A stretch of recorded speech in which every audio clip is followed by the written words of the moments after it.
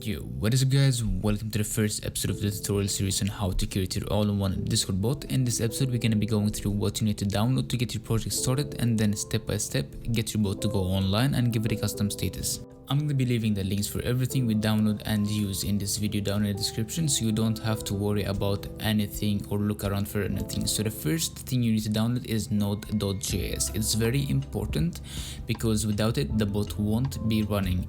So once you have downloaded it, it's a pretty simple and straightforward installation process. We'll download Visual Studio Code, which is the code editor that we're going to be using throughout this whole tutorial series.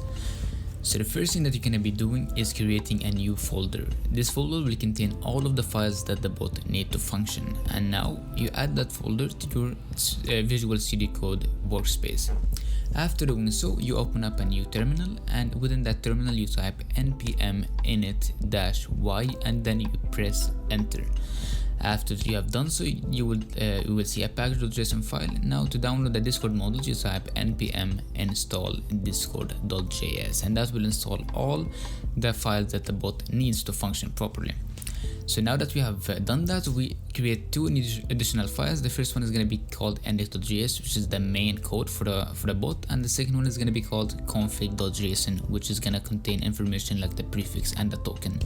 So between quotes, you type token equals to the token, which we're going to be creating now. So you click on the third link in the description, you log in to your Discord account, and you click on a new application.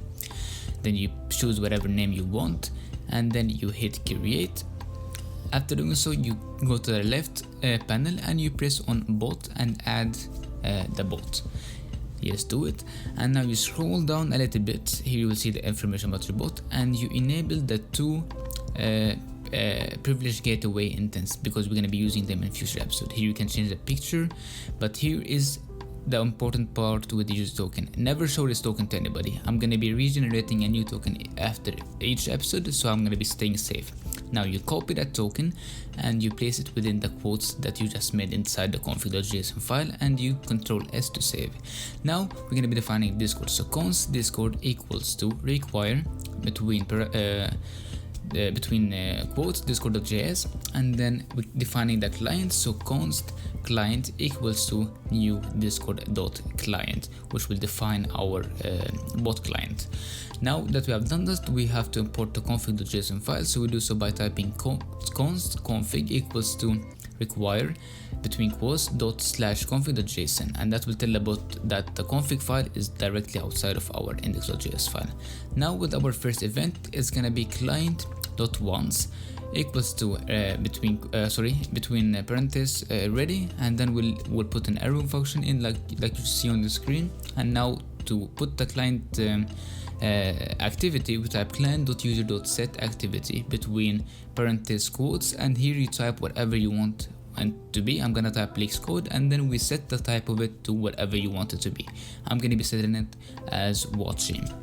Once you have done so, you catch the error. That in case an error has to happen, it will console log it. So you do it by catch and then console.error.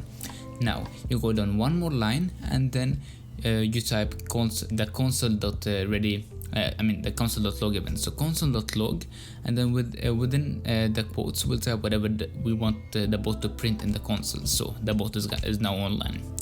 And now we'll have to write the login function. So client, below all of the lines, we type client.login, and then within the parentheses, we type the config.token. So config.token, just like that, and then we escape out of it. Now to start the bot, I'm gonna put the two screens in the same window to show that the bot is gonna go online. So first off, you will need to invite the bot to your Discord server. So you go to the OAuth, you select bot and give it administrator permissions, and then you invite it to your Discord server like you invite anything else. So you hit continue, authorize, I'm human, and the bot will be invited to your Discord server just like that. And now I'm gonna put the two screens next to each other to show you that whenever you start your code, it's gonna start the bot. So now you go to your terminal and you type node space dot, and then you hit enter, and you will see the bot go online and it will have the status that you just set. Thank you guys for watching. See you in the next episode.